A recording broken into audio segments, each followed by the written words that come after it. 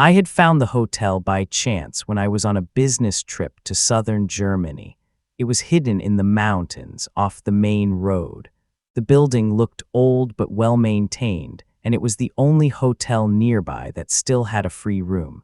There was no one at reception. A handwritten sign instructed me to take the key for room 17 from the counter myself.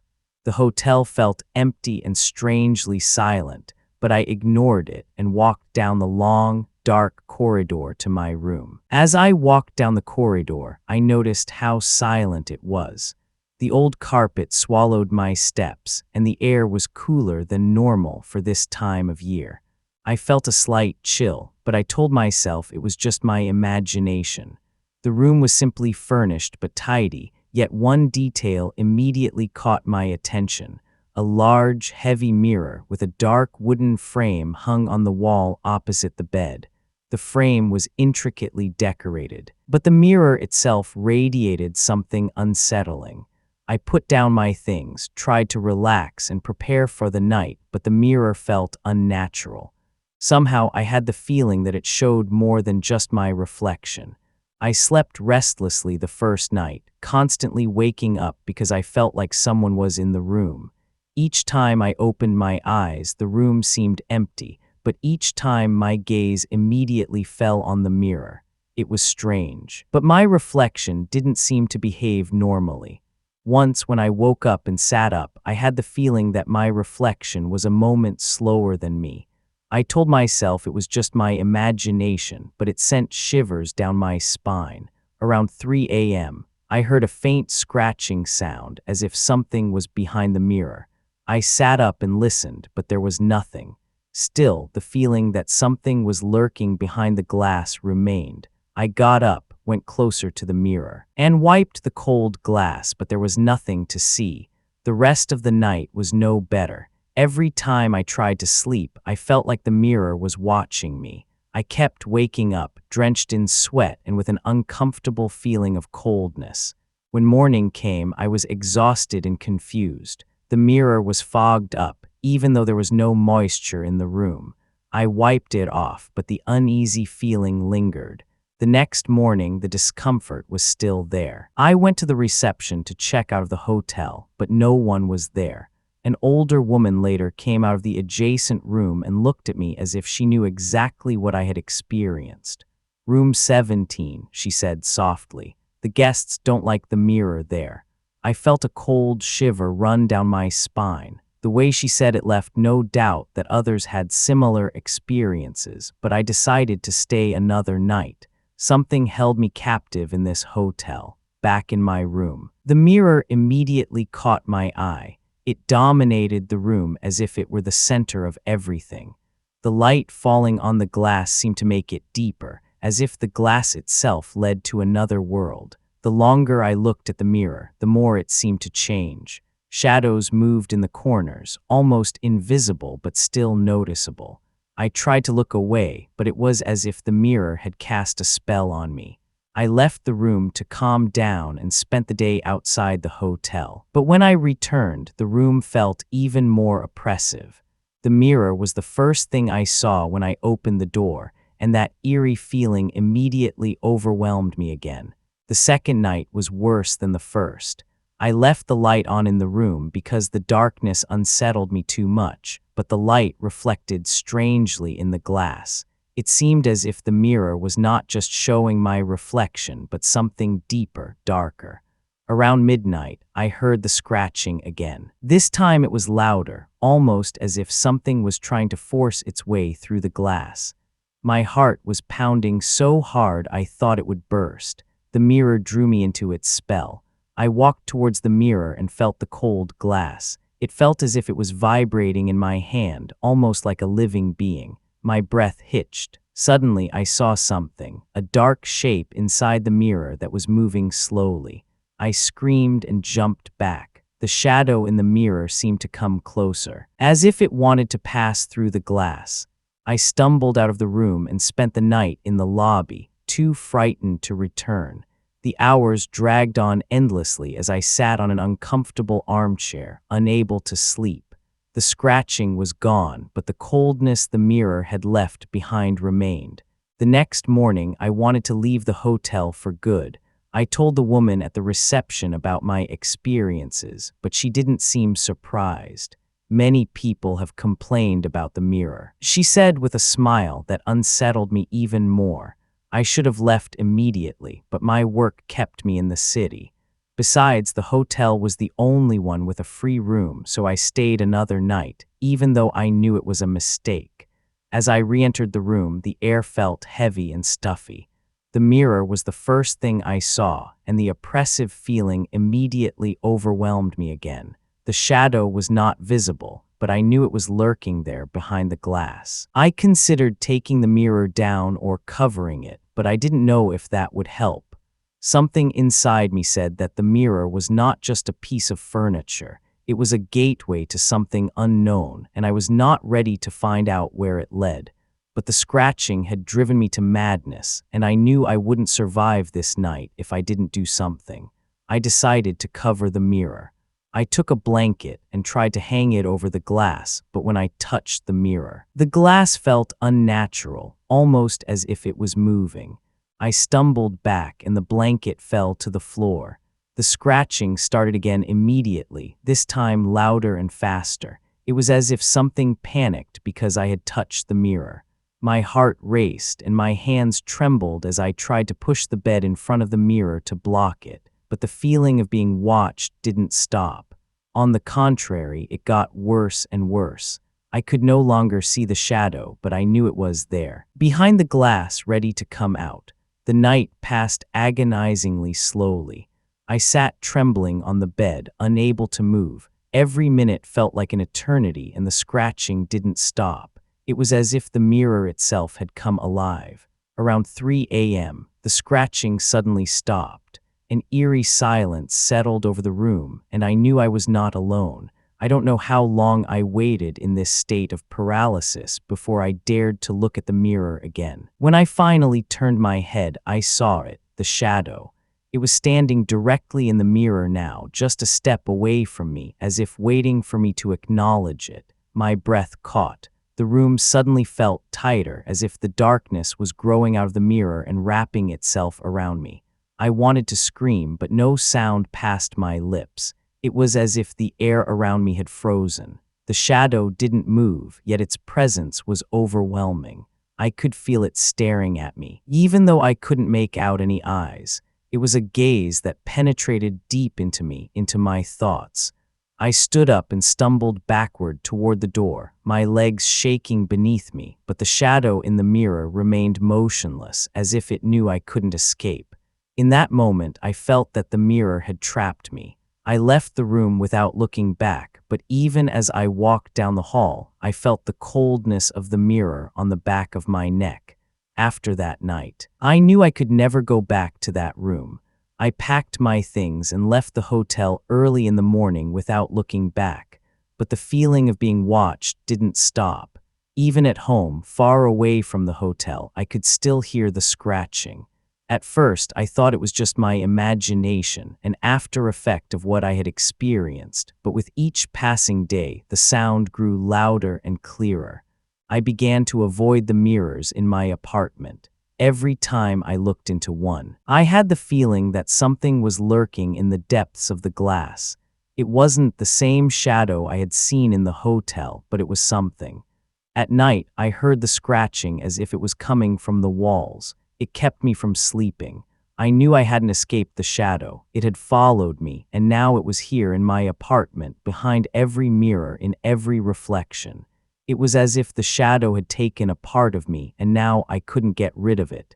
Desperate, I searched for answers. I remembered the words of the woman in the hotel and started researching room 17. I found old reports about previous guests who had similar experiences. Some had complained about the mirror, others had disappeared without a trace. It seemed the mirror had claimed many victims over the years. There was no concrete information about the mirror's origin, but there were rumors that it had been hanging there for centuries. Some said it was cursed, others that it was a gateway to another world. I didn't know what to believe, but one thing was clear. The mirror was not an ordinary object. It was a link between our world and something dark, and I had unleashed it when I looked into it. Anyone who looked into it was at the mercy of the shadow, and now I was its next victim. In my despair, I decided to face the shadow. I couldn't run away anymore. I placed an old mirror in the middle of my room and sat down in front of it, determined not to look away no matter what happened.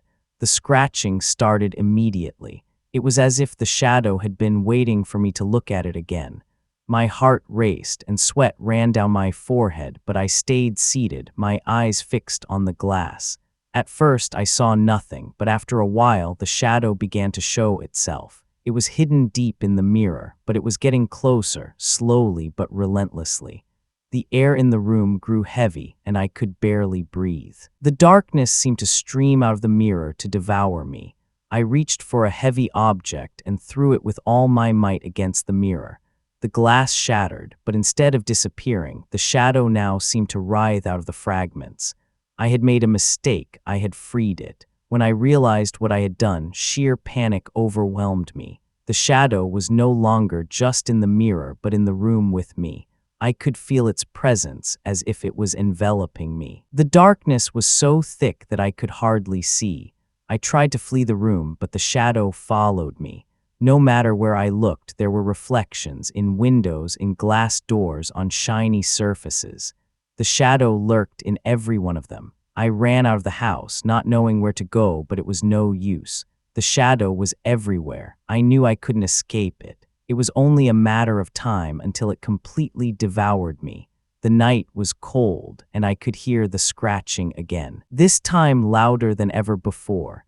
It was as if the shadow was watching me mockingly from the darkness, knowing I had no chance. Months have passed since I left the hotel, but the shadow has never truly let go of me. Every night I dream of it. In every dream, I stand before the mirror again, and behind me it waits, silent and motionless. I have banished all mirrors from my apartment, but it is no use. I see the shadow everywhere, in windows, on shiny surfaces. In the darkness of my mind, it feels as if it has deeply etched itself into my soul, and I know there is no escape. The scratching is now ubiquitous, day and night. It haunts me, getting louder and louder, and I know the moment is near. The shadow will come for me, just as it did for all the others before me. I write this as a warning. If you ever go into a hotel and find an old mirror in the room, run away. Don't look into it, because once you see it, it will never let go of you.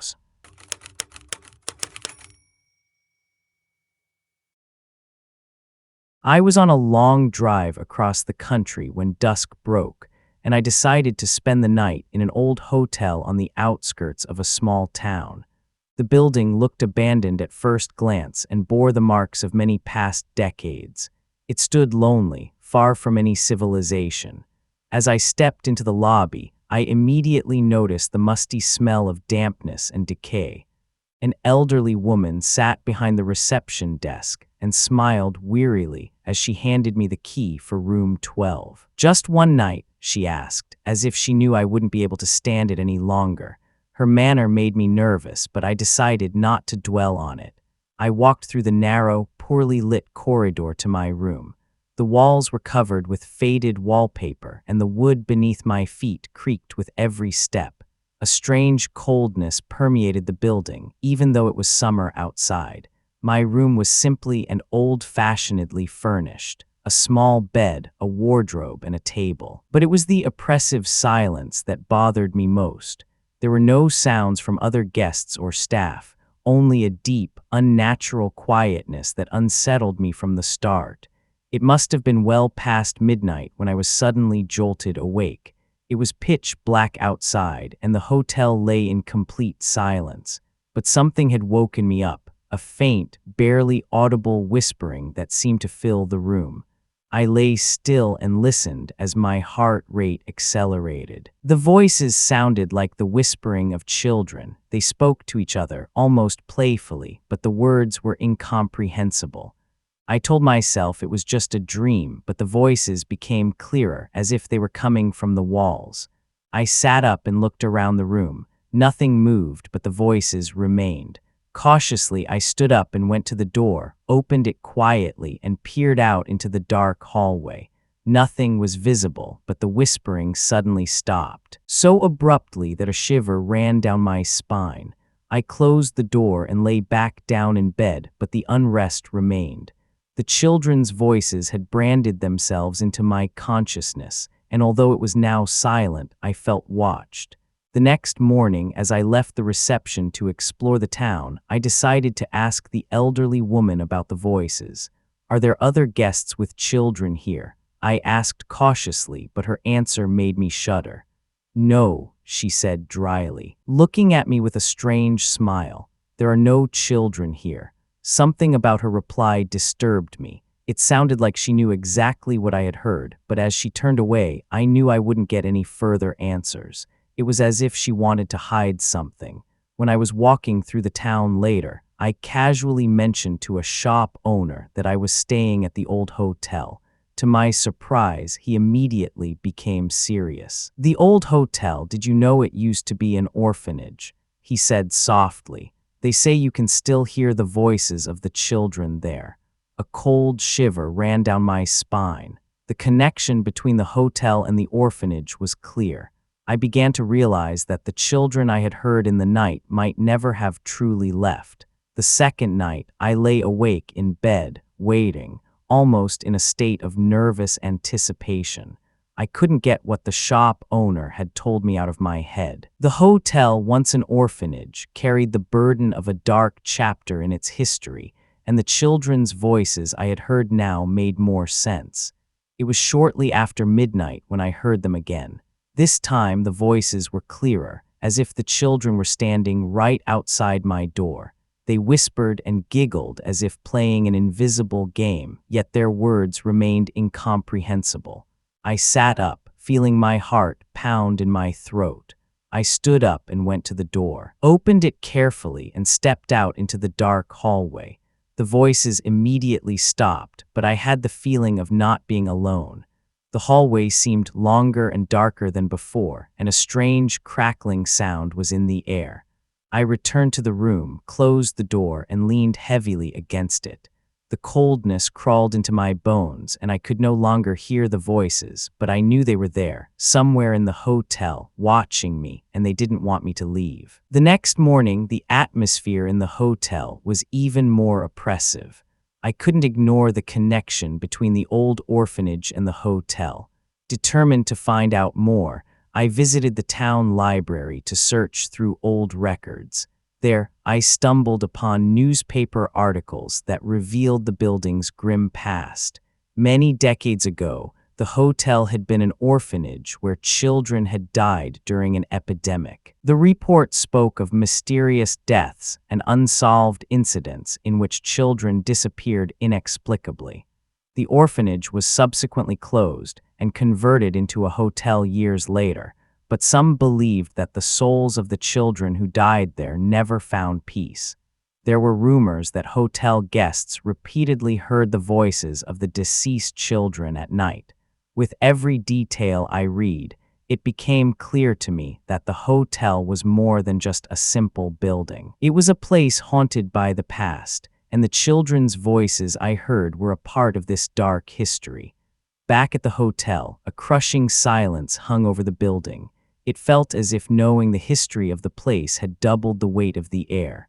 The walls, which had once housed laughter and joy, now bore the marks of an unresolved fate. That night, the voices were not just whispering. They were clearer, louder, almost demanding. It sounded as if the children were calling me, as if they wanted me to understand something. It was as if they were telling me a story that I couldn't hear, but that still resonated in my mind. I lay still in bed, unable to move, while the voices whispered, laughed, and then fell silent around me. Then I heard it, light, barely audible footsteps like those of children running barefoot across the old wooden floor. The footsteps came closer, and I felt an ice-cold draft swirling around me.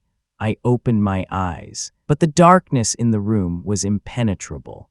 Suddenly, I felt small, invisible hands pulling at my blanket, as if the children wanted to draw me into their world. When morning broke, I was convinced I couldn't spend another night in this hotel. Fear had settled over my mind like a shadow, and I couldn't bear the children's voices any longer. I hastily packed my things and rushed to the reception, determined to leave the hotel. But to my surprise, the elderly woman who had greeted me upon arrival was nowhere to be found. The reception was empty, and the entire hotel seemed abandoned. A suffocating feeling overcame me when I realized I couldn't open the main door. It was locked. Panic rose in me. I ran through the corridors, searching for another exit, but every attempt led nowhere. It was as if the hotel didn't want to let me go, as if the walls were turning against me. The children's voices started again, this time louder and more sinister, as if they wanted to lure me deeper into the building. I finally found myself in front of an old, half-dilapidated door that I hadn't noticed before. The voices seemed to be coming from behind it. Hesitantly, I pushed the handle down and stepped in. The room I entered was old, dusty, and cluttered with broken toys. It must have been the former playroom of the orphanage. The air was stuffy and smelled of decay, and the darkness penetrated every corner. It was as if this room hadn't been entered for years. I walked slowly through the room, feeling the children's voices growing louder, as if they were watching me. In the corner stood an old dollhouse, half decayed and covered in cobwebs. As I approached, I felt a coldness sweep through the room and the voices fell silent. My heart pounded as I opened the dollhouse. Inside, I found old, faded pictures of children, their faces full of innocence. But their eyes seemed to stare at me, as if they were looking for help.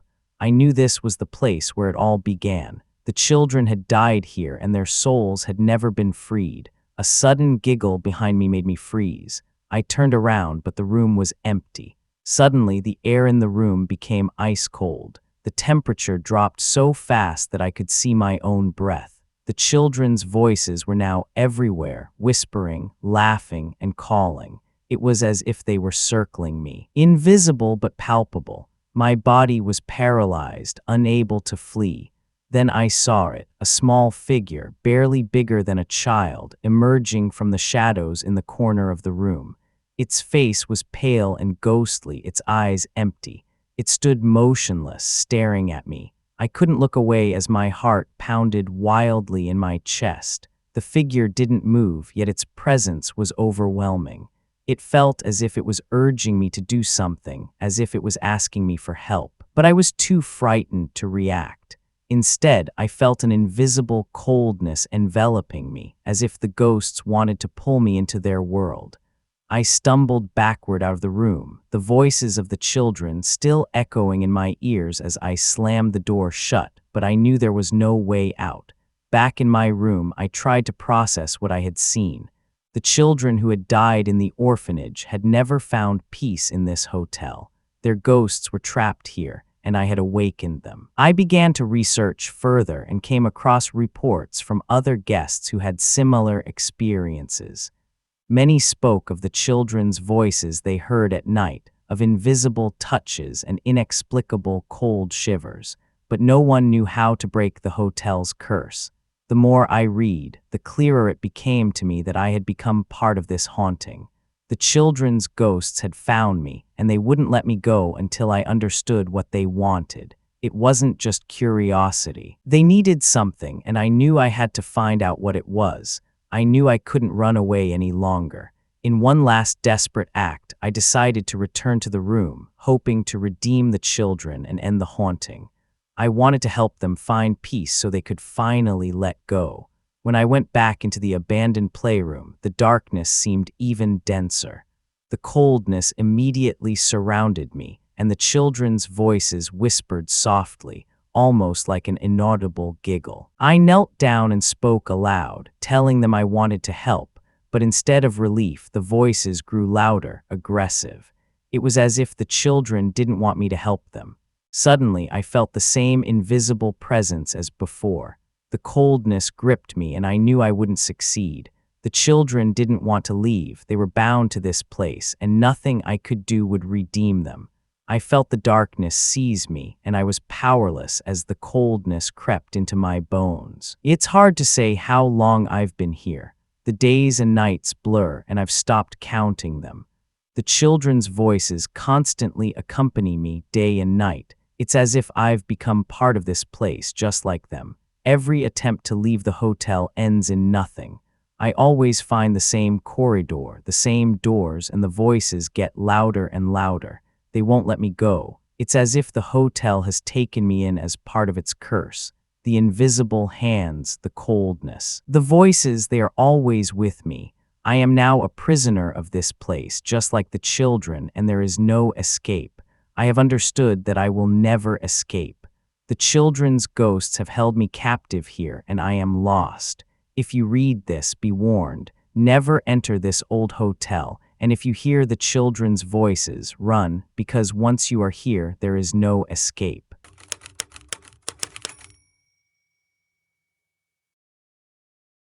It was one of those evenings when all I wanted was peace and quiet after a tiring business trip, so I decided to stay in a renowned luxury hotel right in the city center. Just looking at the building, a modern skyscraper whose glass facade gleamed in the evening light gave me a good feeling. The lobby was breathtaking, with marble floors, sparkling chandeliers, and impeccably dressed staff who greeted me warmly.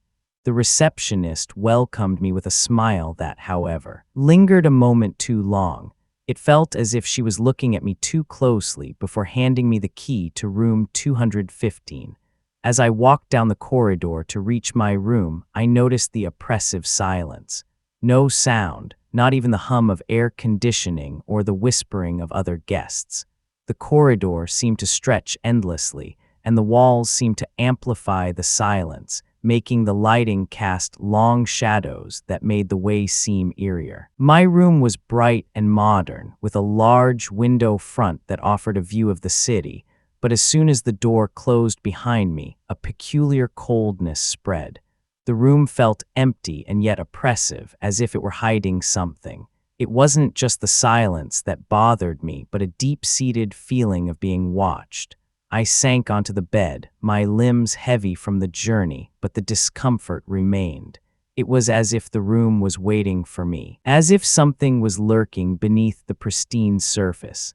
I tried to shake off the feeling and decided to take a hot shower to relax. In the bathroom, the steam from the shower seemed to ease the tension, and for a moment I let the hotel's tranquility wash over me. But suddenly I heard it. Footsteps in the hallway outside my room. They were heavy and slow, almost like the shuffling of a tired guest dragging themselves down the hall. My heart started beating faster as I turned off the water and listened. The steps stopped directly outside my door. A shiver ran down my spine as I felt that someone or something was waiting on the other side of the door.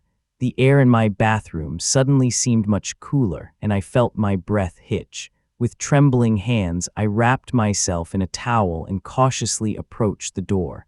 I pressed my ear against the wood and waited. Silence. The footsteps had stopped, but I couldn't shake the feeling of a presence behind the door. With one last deep breath, I opened the door a crack. The hallway was completely empty. No sound, no movement, only the crushing silence that immediately returned as if nothing had ever happened. But the discomfort in my chest wouldn't go away. I closed the door hastily and tried to forget what I had seen, but the thought that someone had stood outside my door continued to haunt me. Back in the room, I felt the coldness coming not only from the room but also from within. It was more than just imagination. Something was wrong here. The night passed restlessly, and every attempt to find sleep failed. Several times I was startled awake, not knowing what had roused me. Around 2 a.m., I suddenly heard a faint knock on my door. My heart skipped a beat. Someone was there again. The knocking repeated, this time louder, more insistent. My thoughts raced. Who was it? Another guest, a staff member, or something else. The hallway had been empty. I had seen it myself. Slowly, I sat up, my entire body tense as if any movement could trigger an avalanche. I crept toward the door, my steps silent on the carpet, but my heartbeat pounded in my ears. As I pressed the handle down and opened the door, I saw nothing. The hallway was empty again, yet the air was cool, and the smell of old wood and dust rose in my nose. Even though the hotel was modern and well-maintained, I closed the door with trembling hands and turned the latch. Whatever was going on here, it wasn't normal. Maybe I had imagined everything, but the events of the night left me no peace. The coldness, the footsteps, and now the knocking, everything felt wrong. I lay back down in bed, but sleep wouldn't return. Every minute in this oppressive silence dragged on endlessly. It felt as if the hotel itself was breathing, as if it were an invisible force clutching at me. The next morning, I decided to ignore the eerie occurrences of the night and focus on my day. But as I entered the lobby for breakfast, I immediately noticed a man in the corner observing me, silent and motionless. He wore an old-fashioned suit that didn't fit the modern ambience of the hotel. His face was pale, almost lifeless, and his eyes seemed empty, as if they were looking right through me. A chilling feeling crept up my spine as our gazes met for a moment. It was as if he was waiting for me. I lowered my eyes and tried to avoid the uncomfortable feeling by sitting down in the breakfast room, but the image of the man wouldn't leave me.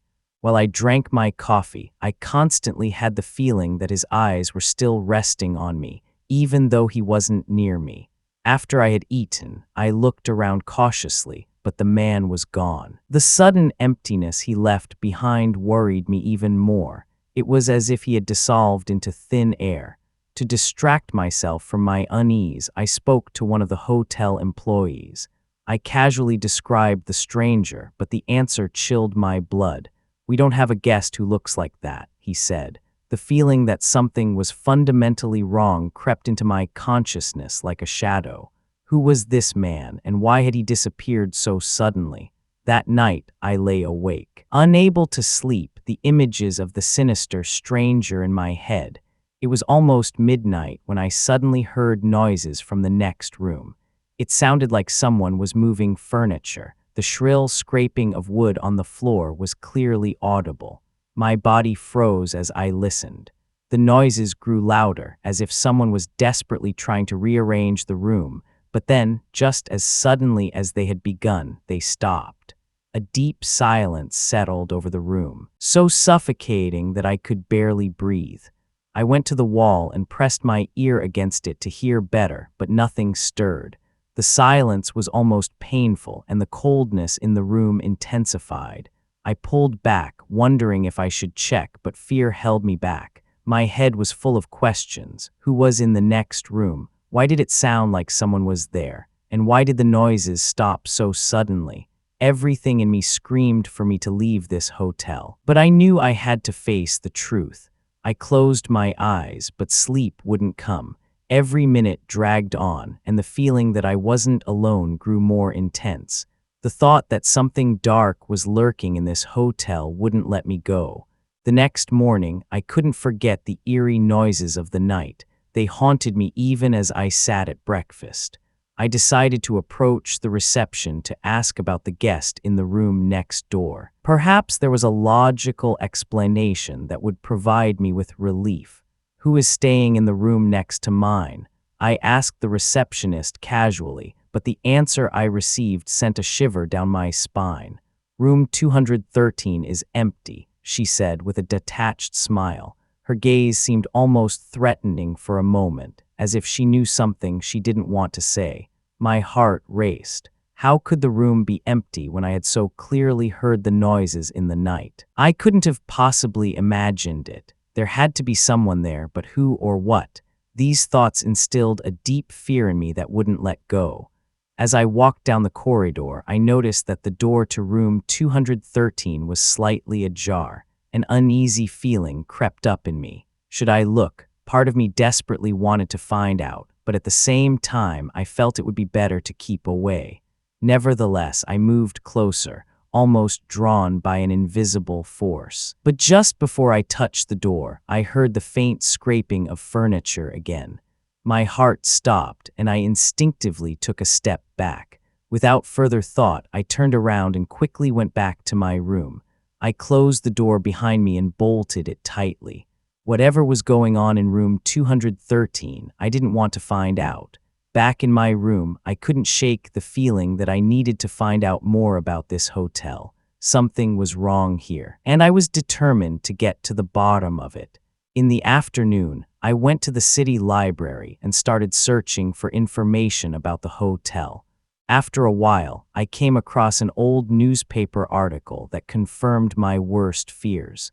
Many years ago, in the 1950s, the hotel had been a boarding house. A man who lived in room 213 had disappeared without a trace one day. The article mentioned that after his disappearance, guests repeatedly reported strange occurrences in the room. The reports were disturbing: furniture moving on its own, shadows lurking in the corners of the room, and the feeling of constantly being watched. Some guests claimed they had seen the man who had disappeared, as if he still lived in room 213. It suddenly became clear to me that this man was the stranger I had seen. My heart started beating faster as I read on. Room 213 had not been occupied for decades, and the hotel management intentionally kept it closed to prevent further incidents. But it seemed that the room continued to attract guests, and now I was the next one caught up in this eerie story. I put the newspaper back and left the library with a lump in my throat. The hotel was cursed, and the man from room 213 was still there. But what did he want from me, and most importantly, was it possible to escape this curse? That night, I heard noises again, this time not from the room next door, but from my own room. I was lying awake when the armchair in the corner of the room suddenly began to move. At first, it was just a faint creak, but then I clearly heard it scraping across the floor, as if someone invisible was pulling it. My breath caught, and my body was paralyzed. I couldn't form a clear thought as I stared at the armchair moving slowly and methodically. In that moment, I was convinced I was not alone. A coldness crept into my limbs, and my heart hammered wildly in my chest. Then I heard it, the faint giggle of a child. It seemed to come from the walls, like an echo that had lodged itself in my head. My hands trembled as I tried to get up. The air in the room was so cold that I felt it would freeze my lungs. I jumped out of bed and rushed to the door, but before I could open it, I felt a cold hand on my shoulder. I turned around, but no one was there. Panic seized me, and I tore open the door to flee into the hallway. The hallway was empty, but the feeling that something was pursuing me wouldn't let go. I ran down the hallway, my breath coming fast and the giggle still echoing in my ears. Whatever was lurking in this hotel, it didn't want to let me go. When I finally stopped, I had the feeling that the hotel was turning against me. The corridors seemed to grow longer and darker, and every step I took sounded unnaturally loud. It was as if the hotel was alive and pushing me into its dark corners where there was no escape. I reached the lobby, but it was deserted. No staff, no guests, only the oppressive silence that enveloped me. Suddenly, I felt the temperature drop even further, and I knew the stranger was back. I turned around and saw him standing silently in the corner, staring at me. His eyes were empty, but his presence was overwhelming. He slowly advanced towards me without saying a word. My body was paralyzed, unable to react. I felt he wanted to communicate something to me, but I was too frightened to understand it. Every step he took made the darkness around me denser. In my mind, I fought against the paralyzing feeling, but my legs seemed rooted to the ground. The coldness crept deeper into my body, and I knew I couldn't escape this man. He wanted me, and the hotel was his prison. When he was only a few steps away from me, I finally found the strength to move. I broke free and ran back to my room. The door slammed shut behind me, but the feeling that I was trapped grew stronger. The next day, I decided to find out more about the hotel. I knew the answer lay somewhere in the history of this place, so I returned to the library and searched through old newspapers and records. It didn't take long until I came across more reports of strange occurrences in the hotel. In the 1950s, the building was not a luxurious accommodation, but an old boarding house. There had been reports of mysterious disappearances that were never solved. One case in particular caught my attention. A man who had lived in room 213 for years had disappeared without a trace one day, and his room had remained unoccupied ever since. The police had never been able to solve the case, but there were numerous rumors. Other guests claimed to have heard strange noises from the room, and some even reported having seen the man long after he had disappeared. It was as if the hotel had never let him go. The more I read, the clearer it became to me that this hotel was not a normal place. It was a prison for souls who had never left, and the man from room 213 was not the only one trapped. And now, it seemed, I was the next victim of this sinister place. With a heavy feeling in my stomach, I left the library. I knew I had to leave the hotel before it completely swallowed me, but deep down, I felt it wouldn't be that easy. When I was back at the hotel, I was determined to leave immediately. I hastily packed my things and headed for the reception, but the lobby was deserted, no staff, no guests. The large entrance door, my last hope of escape, was locked. I rattled the handle, but it didn't budge an inch.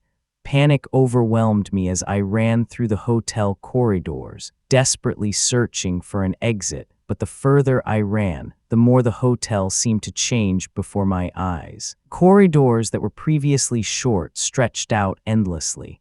Doors that should have led me outside disappeared. With every step, the realization dawned that the hotel wouldn't let me go. It was as if the building itself was holding me captive, pulling me deeper into its dark corners.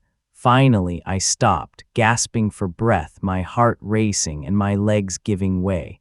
Then I saw him again, the sinister man. He stood at the end of the corridor, watching me. This time, there was no doubt I was caught in an endless loop just like him. The hotel had cast its spell on me, and there was no escape left. It was late at night when I finally understood that there was no way out. The hotel had trapped me, just as it had trapped the man in room 213. The sinister stranger who had pursued me for so long was not just a guest. He was a part of the hotel, and now I was too. I sat in the lobby, surrounded by the overwhelming silence when the man appeared again. This time he approached me slowly and deliberately until he was only a few steps away from me.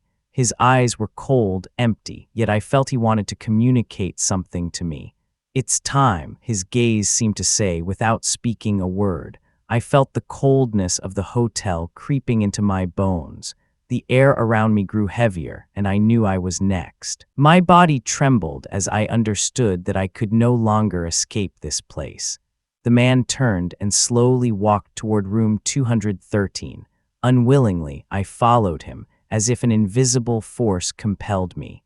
The door to room 213 was wide open when we arrived. The darkness behind it seemed to swallow me, and the coldness became unbearable.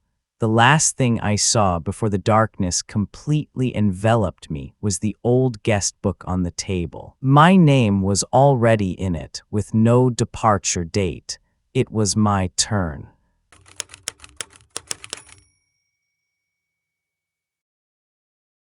It was late when I arrived in the small town, feeling exhausted after hours of driving, and all I wanted was to find a bed to sleep in.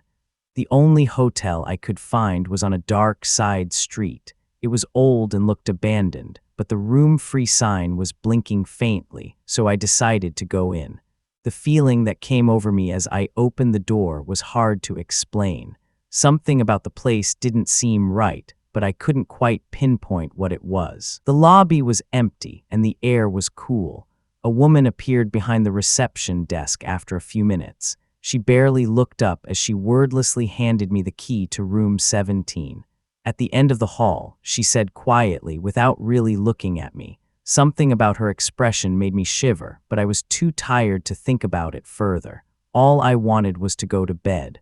The hallway I walked down seemed much longer than I had expected. My footsteps echoed loudly, and the wallpaper looked old and worn. With every step, the feeling of unease within me grew. Maybe it was just fatigue, but I couldn't shake the thought that something was wrong with this place. When I finally reached the door to room 17, I hesitated for a moment. The door was a little jammed, as if it hadn't been used for a long time, but I pushed it open. The room was surprisingly large, but the furniture looked old and dusty. The air was stale, and even though I opened the windows, the uncomfortable feeling seemed to linger in the room. I lay down in bed, but sleep wouldn't come. I tossed and turned, but something about this place wouldn't let me rest.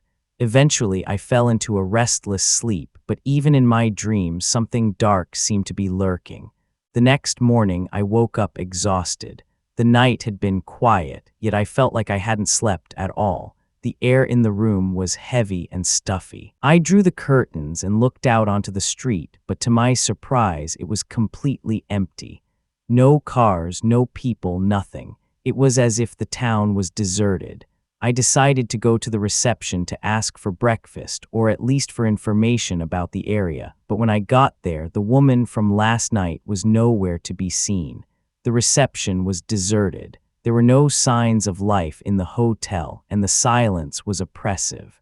I called out for her, but the only response was the buzzing of the lamps. I tried to remain calm. Maybe she had just stepped out briefly. I decided to explore the town, but everything outside seemed strange too. The few people I saw didn't seem to notice me. It was as if I were invisible. The eerie feeling I had since arriving at the hotel grew, and I felt too isolated. All day long, I couldn't shake the discomfort. It was as if something was in the air, something constantly watching me. I felt unwelcome in this town, but I couldn't quite say why. I hoped I could leave the hotel soon. When I returned to the hotel, the hallway seemed even longer than the evening before. Every step echoed menacingly, and the feeling of apprehension intensified. When I returned to my room, something immediately caught my attention. On the nightstand lay a small piece of paper that I hadn't seen before. "Are you sure you're alone?" was written on it. My heart skipped a beat as I read the words. Who had put this note here? I had locked the door when I left. I frantically searched the room, opening wardrobes and looking under the bed, but nothing indicated that anyone had been here. The door had been locked, and there were no signs of a break-in. Yet the note was clearly real, and the feeling of being watched grew stronger. I tried to calm myself and find logical explanations. Maybe it was just a silly joke by the staff or a mistake, but deep down I knew something wasn't right. There was no reason for anyone to have entered my room, and yet this note was there. I spent the rest of the evening in constant tension. Every small sound, the creaking of the furniture, the faint buzzing of the lamps made me jump. I lay down in bed, but I couldn't sleep. I felt as if someone was watching me through the room. The entire night I tossed and turned in bed, unable to find rest. When morning broke, I was exhausted, and the uncomfortable feeling was stronger than ever before. The next morning, I decided to leave the hotel. Something about this place was wrong, and I didn't want to stay any longer. I hastily packed my things and went to the reception, but the woman was still not there. The hotel seemed empty, and a disturbing silence lay in the air. It felt as if I was the only guest, or worse, the only person in the entire building. I tried to open the entrance door, but it was locked. A suffocating feeling crept up in me, and I started rattling the door, but nothing moved. There was no explanation for why it was locked. Desperate, I walked through the corridors, searching for another exit, but every door I tried was also locked. The corridors seemed to stretch, as if the hotel had conspired against me. Every step I took was accompanied by a crushing silence, and the feeling of being trapped here grew stronger. I started knocking on the doors, hoping someone might be in one of the rooms, but no answer came. I finally returned to my room, exhausted and frightened. The darkness set in earlier than usual, and the silence became even more oppressive. It was as if the hotel was intentionally holding me captive, as if it didn't want me to leave. The air in the room grew heavy, and the feeling of confinement increased. I sat down on the bed and tried to gather my thoughts, but the question of whether I would ever get out of this place gnawed at me. That night, I was awakened by a sound, footsteps in the hallway, slow, heavy steps approaching my room. My heart started beating faster, and I held my breath. The steps grew louder until they stopped right outside my door. I lay motionless in bed, unable to move. A faint knock sounded. It wasn't a demanding knock, but a rhythmic, quiet sound that nevertheless shook me to the core. Something in me knew I shouldn't open the door. The fear that gripped me was overwhelming, and I couldn't say why. It was as if something was lurking behind the door, just waiting for me to make a mistake. The knocking stopped after a few minutes, but the steps remained. I could feel that someone or something was out there, watching me. After a while, the steps slowly moved away, and an eerie silence returned. The next morning, when I opened the door, the hallway was empty.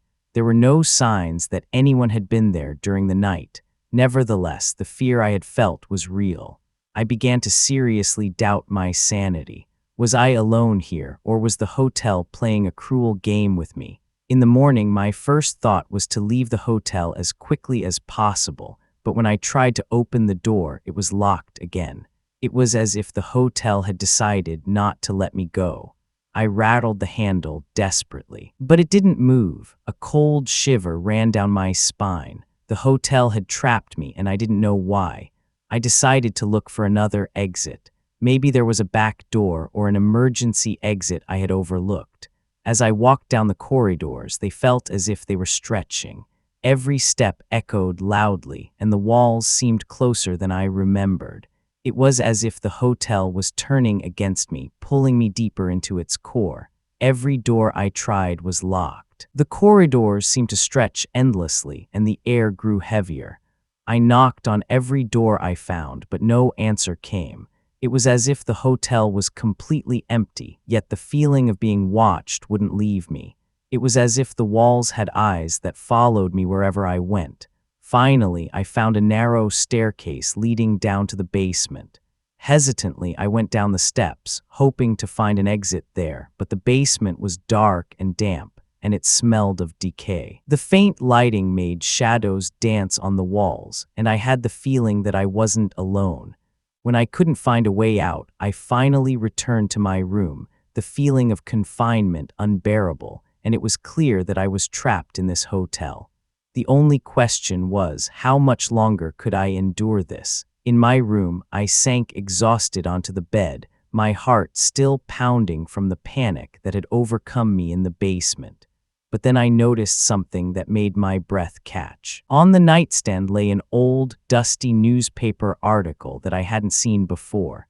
Where had it come from? I had locked the door.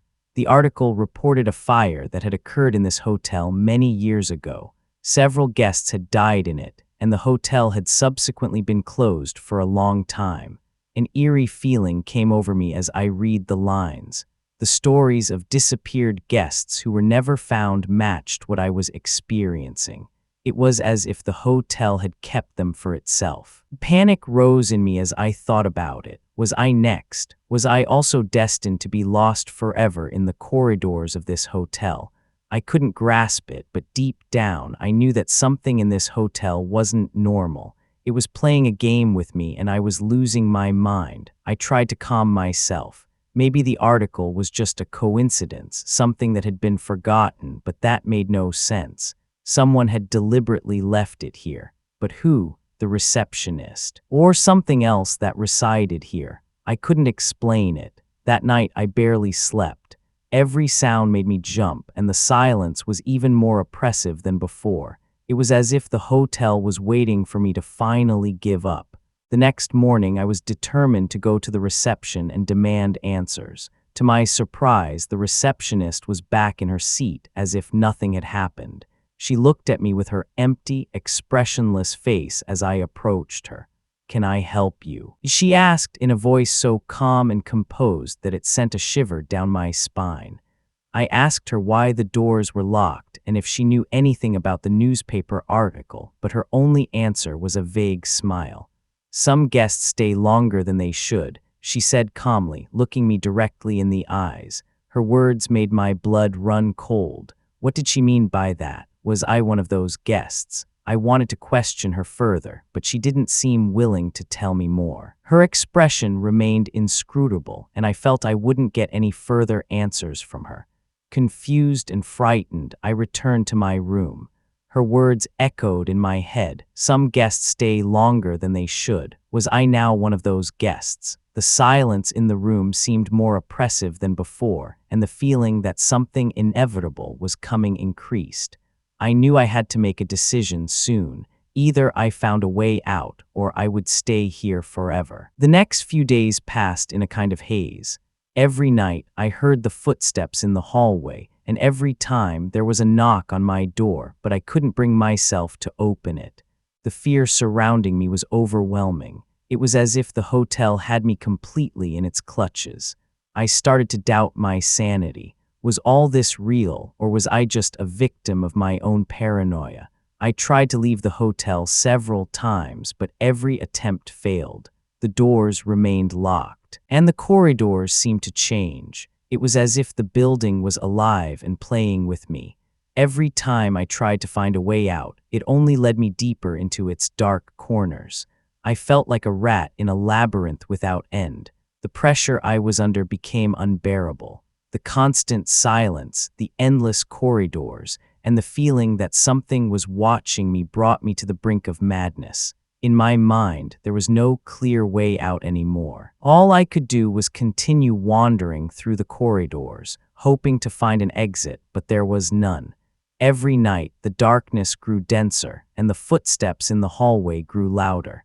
I began to believe that it was something beyond my imagination that was haunting me. Maybe it was the spirit of the hotel itself, holding me captive in its clutches, or maybe I had just gone crazy. At the end of each night, I returned to my room, exhausted and disheartened. The darkness seemed to envelop me, and I knew I couldn't hold out much longer. With the desperate realization that I would soon lose my mind, I decided to make one last attempt to escape the hotel. It was the middle of the night, and the hotel was deathly quiet. The footsteps in the hallway had stopped, and everything seemed to be waiting for what would happen next. I packed my things and crept out of the room.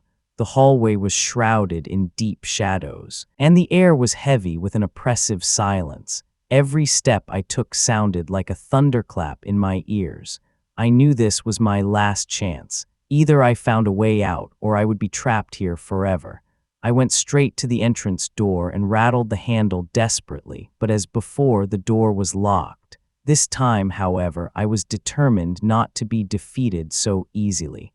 I searched for a window I could break, a ventilation shaft, anything that would bring me freedom. But no matter where I went, there was no way out. It was as if the hotel had sealed all escape routes. The walls seemed to move, and the darkness seemed to come alive. I began to lose my mind as I tried to grasp the logic of the situation. How could I be so trapped without any explanation? Finally, I gave up. I sank exhausted to the floor and felt the darkness enveloping me. The hotel had defeated me, and I knew I would stay here forever. After giving up on my last attempt to escape, I returned to my room. The silence was suffocating, and the darkness in the room seemed even denser than before. I sat down on the bed, unable to form a clear thought. Everything I had previously believed, that there could be a way out, was now meaningless.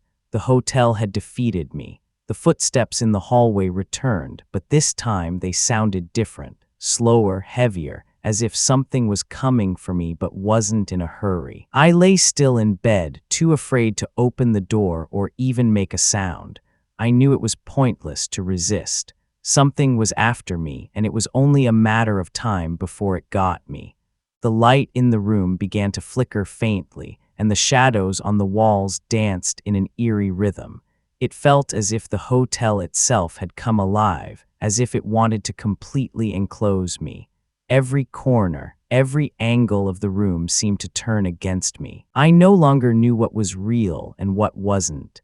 That night, it became clear to me that I was trapped here forever. There was no escape. The darkness I felt was not just physical, it was also in my head.